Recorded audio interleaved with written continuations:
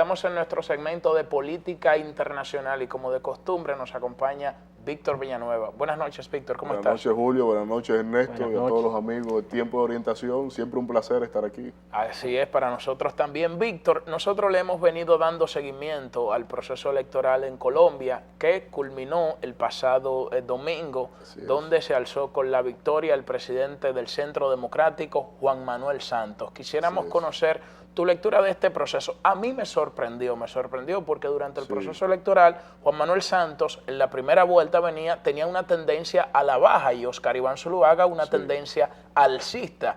Entonces, Oscar Iván Zuluaga gana la primera vuelta con un margen de más de 450,000 votos. Entonces, me sorprendió estos resultados del pasado domingo. ¿Cuál es tu lectura de este proceso? La lectura hay que medirla a partir precisamente de los resultados de la primera vuelta electoral, en donde el presidente Juan Manuel Santos tuvo la condición de sumar voluntades, contrario a lo que pasó con el candidato del uribismo, Oscar Zuluaga, en donde se radicalizaron en su propuesta, en su conceptualización sobre la paz, y lo que hicieron fue dividir voluntades respecto a grupos que lo apoyaban. Y por lo tanto, en esta suma de voluntades se destaca sobre todo la de Clara López, de la UPD, que sacó casi 2 millones de votos y pasó a apoyar al presidente Juan Manuel Santos.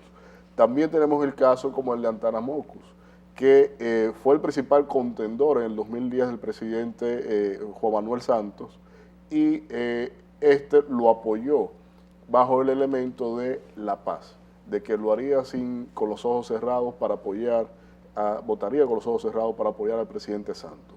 En este contexto era totalmente entendible que el presidente Juan Manuel Santos lograra alcanzar la victoria, una victoria cómoda, rayando en el esquema del 50+1, pero una victoria cómoda porque se diferenció, como tú destacabas, con alrededor de 5 puntos por encima del candidato del uribismo.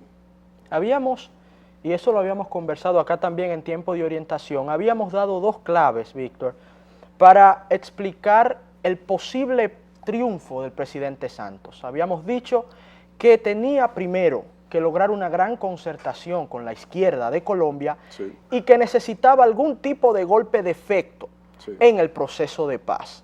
Vimos luego cómo Zuluaga le hizo más fácil la labor cuando de una de otra forma le dio un giro al discurso en cuanto al proceso de paz en Colombia. Entonces la pregunta sería, ¿se equivocó o contribuyó demasiado Zuluaga a la misma estrategia de Santos y a la postre en su propia derrota? Habrá que ver con expertos en estrategia de mercado en el asunto electorales, pero sí es destacable algo que tú enuncias.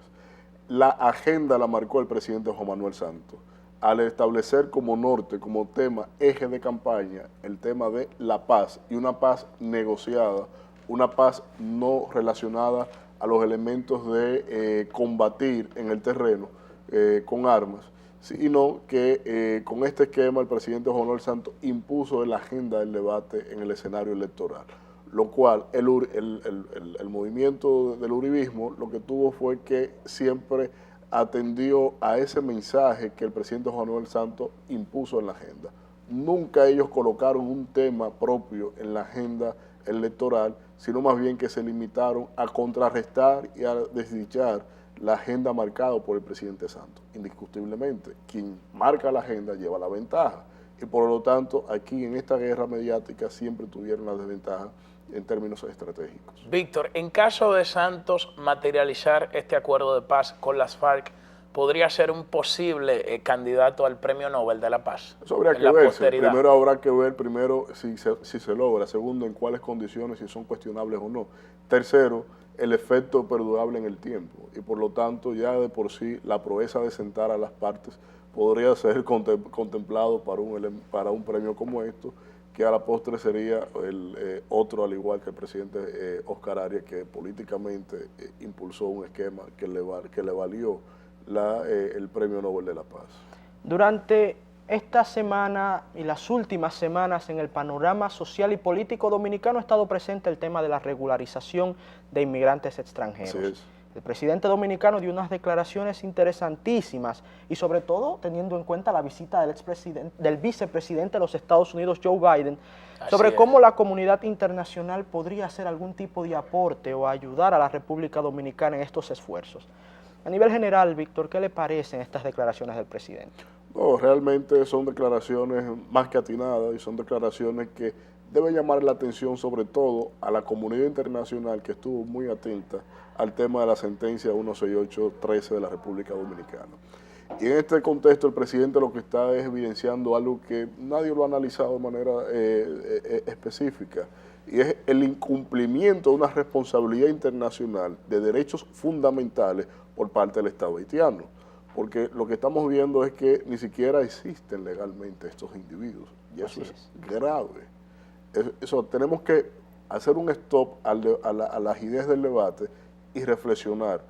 Civilmente, más del 80% de la población haitiana en registro civil no existen y se han evidenciado aquí. Por eso la posición de las élites haitianas, de que lo reconozca República Dominicana ipso factamente, para ellos descargarse de elementos de responsabilidad que tenían por incumplimiento de ellos mismos.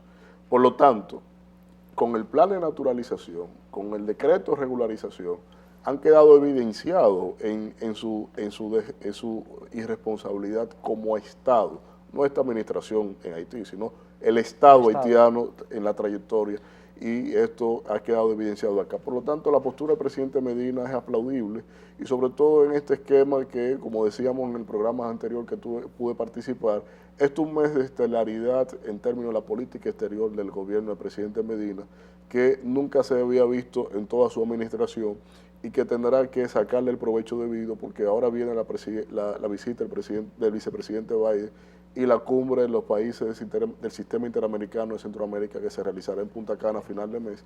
Y esto dará un contexto en la región e internacionalmente a que el presidente Danilo Medina vuelva a sacar la bandera en alto de la República Dominicana en términos de evidenciar el verdadero propósito, no despropósito, que tiene la República Dominicana con regular su migración. Víctor, finalmente se cumplió lo que nosotros vaticinamos aquí en el pasado programa, de que el presidente de la República le iba a plantear, iba a hablar con el Papa Francisco sobre el Plan Nacional de Regularización. Lo recordé. ¿Qué te pareció ya finalmente esos temas que abordó el presidente con el Papa Francisco? Es entendible la agenda que desarrollaron, por eso pudimos osar en vaticinar, porque en verdad eran los elementos que le llamaban la atención al Papa Francisco con esto. De hecho, declaraciones como el presidente del Senado, Reinaldo Pared Pérez, lo había evidenciado que el Papa le confesó que le preocupaba este tema, y esto evidenciaba toda una atmósfera que resulta, y hay un poquito que nos puede llamar a la atención como experiencia, porque el presidente, el Papa invita al presidente de la República Dominicana a razón de lo que ya el presidente haitiano le había comentado en una visita previa. Es decir, la avanzada diplomática haitiana picó adelante, y nosotros fuimos ahora a decir que lo que ellos dijeron no era esto, sino esto. Reaccionando, no con un sentido estratégico.